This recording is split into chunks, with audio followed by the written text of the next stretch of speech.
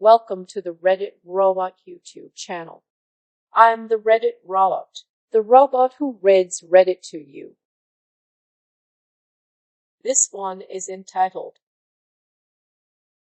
"Em tries to leave sick toddler with me so she can work out." When I was a teenager, I worked at a gym that had a small room where members could leave their kids while they worked out.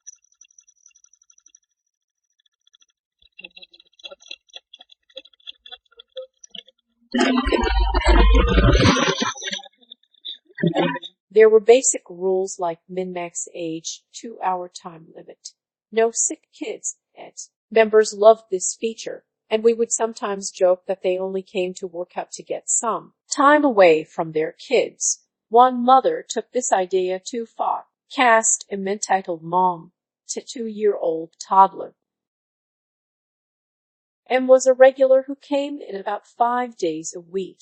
Her child was a bit of a handful and typically required more attention than the other children to make sure she played well with others. Routinely tried to leave her child beyond the 2-hour limit. She would often ignore calls over the intercom to return, and employees would need to go find her, tell her that she needed to claim her child. What made this even more frustrating was that when she was located, she usually wasn't even working out. For example, she was found reading magazines in the locker room and on one occasion addressing a stack of invitations to a birthday party. She always had excuses about how she was only sitting down for a minute to cool down from her workout and how there was no way that 2 hours had already passed. She even tried to write the wrong check-in time.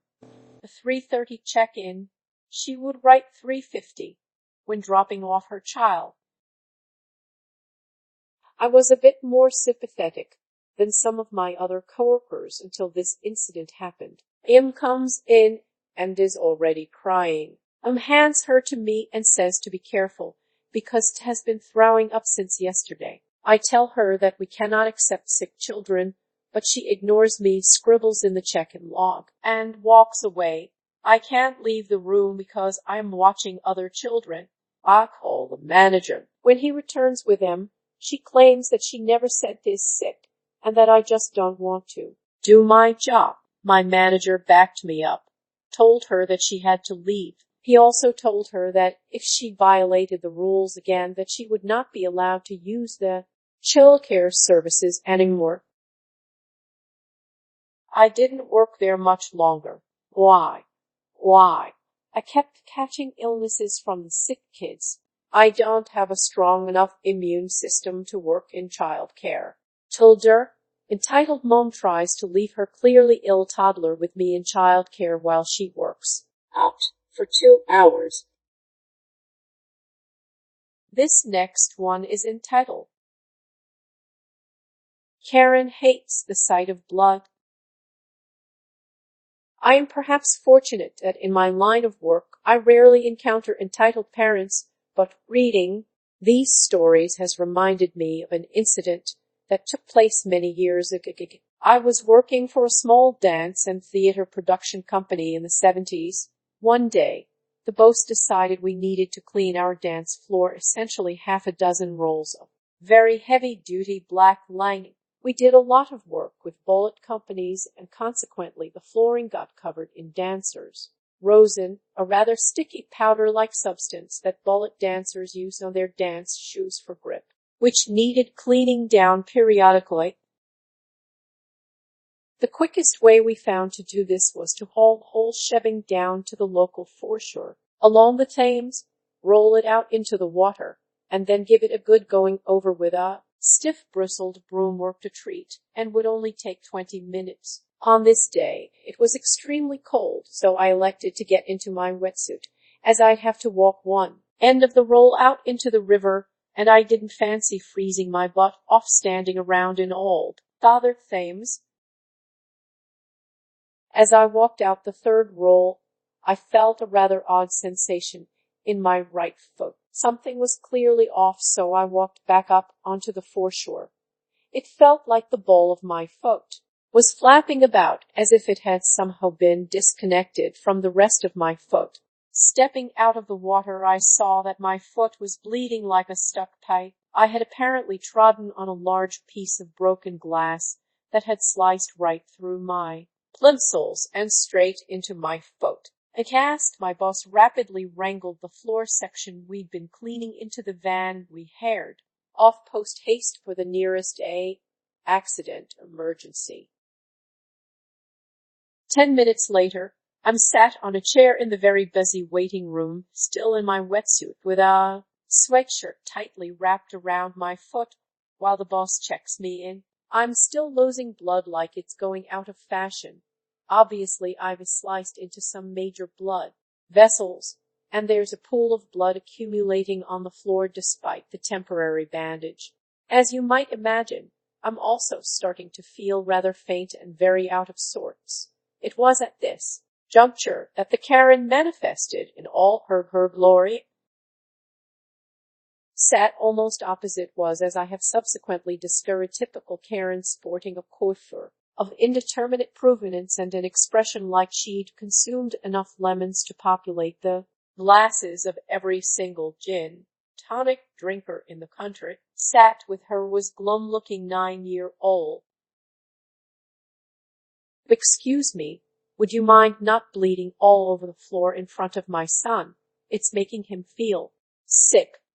Seriously. Despite my weakened state, I felt affronted. "What would you like me to do? Go and find needle and thread and sew it up myself?" Remarkably, the lemon-sucking expression intensified. "Why don't you sit somewhere else?" It was at this point that decorum departed for sunnier climes. I gave her both barrels at close range and at high volume. "Why don't you fuck off and sit somewhere else if it bothers you so much? You can clearly see that walking around with a severely gashed foot is going to be something of a problem for me. You, on the other hand, seem to be perfectly capable of getting up off your fat arse with minimal effort. If you're really that bothered, fuck off somewhere else."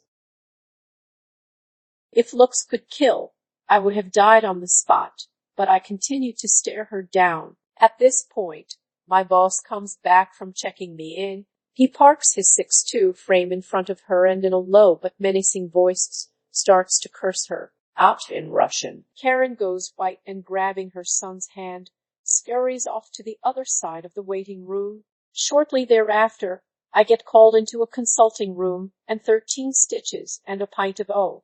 Later, I'm sent home to recuperate. Boss took me home, and on the way back, I asked him what he'd said to the Karen. My mother's recipe for borscht. Addendum: Karen's son was in for the removal of a tiny wood splinter in his pinky.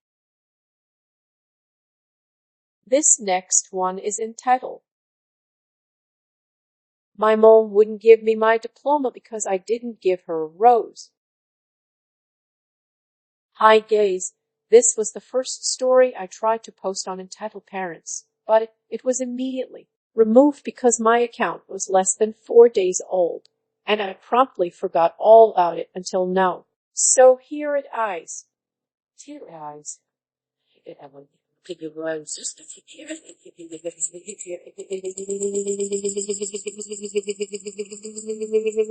Tilder at the bottom. I had a word of bringing in a cult that I have tried to explain a couple times, but it's so complicated I couldn't get it concise enough, and I had to erase it. I think I will just stick to this one story for now, and if you want to hear more about what my family believed, you can ask me any questions you have and I can answer them in the comments. Even so, this is going to be a long, crazy story. Brace yourselves. My mom was what's known as a covert narcissist.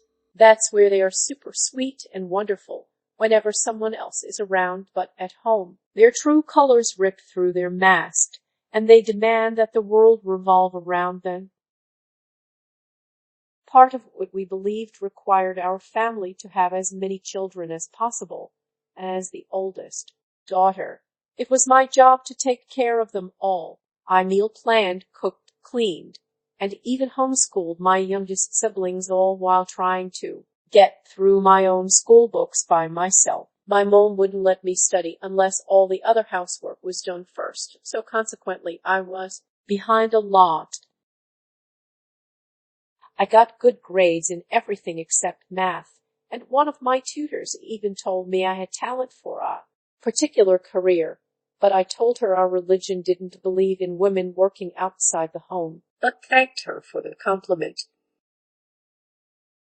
When it came time for me to graduate high school, our church organized a group of us homeschool kids who were all graduating at the same time and put together a ceremony like the ones regular schools have. I was very involved for the first few months. I illustrated a cookbook we were selling and went to all the fundraisers, but after a while I decided I didn't agree with a lot of what the group was doing and asked my parents if I could pull out of the project and just have a small ceremony at home like we had always talked about. They both heard my reasons and agreed, saying they were proud of my maturity and willingness to stand alone for what was right. The day of the graduation came, and we went to support our friends. During the ceremony, each student gave their mother a rose, a hug on stage, and it was very sweet. I had no reason to believe there was anything wrong until we got home. My mom immediately called me back into her room. My dad was standing there, but he wasn't really the leader in our house, so he didn't say anything. The whole time, my mom told me she was humiliated when she saw all the other mothers got roses and said I cheated her out of the honor and recognition she deserved for teaching me everything I know. Her exact words were, "A graduation ceremony is not about the students. It's about the teachers and how hard they worked to get those students where they are today." I didn't dare contradict her, but in my head I was thinking, what are you talking about?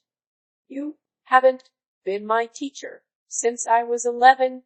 She would always just buy me books, and that was it. I had to find time to read them, take tests, and grade myself all on my own. She would even make me take tests over and over until I got an. And with math, that was a lot of trying and failing. I didn't even know the real cutoff for failing a test wasn't until I got married and moved out.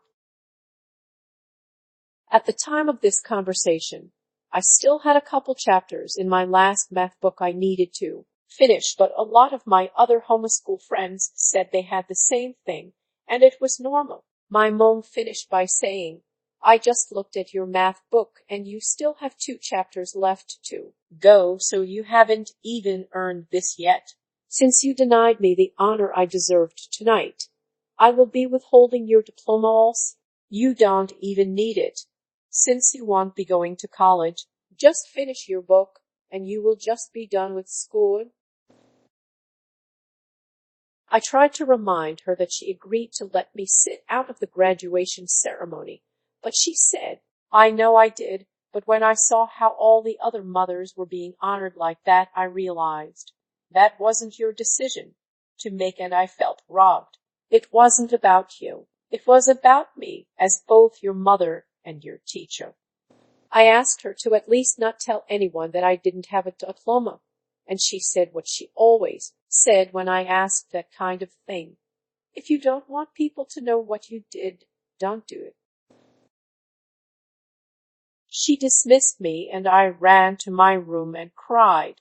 I was embarrassed and worried about what my friends would think if they found out that I couldn't stay in my room for very long, because my mom soon noticed I was gone and called me back downstairs to make dinner. She never approved of anyone being emotional.